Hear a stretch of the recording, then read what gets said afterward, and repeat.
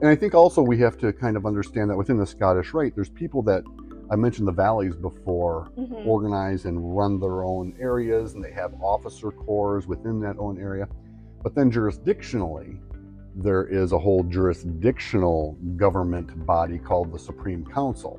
And the 33rd degrees that we talked about earlier are just honorary members of the Supreme Council. There's active members of the Supreme Council, which are 33rd degrees that have decided to take a leadership role within the jurisdiction.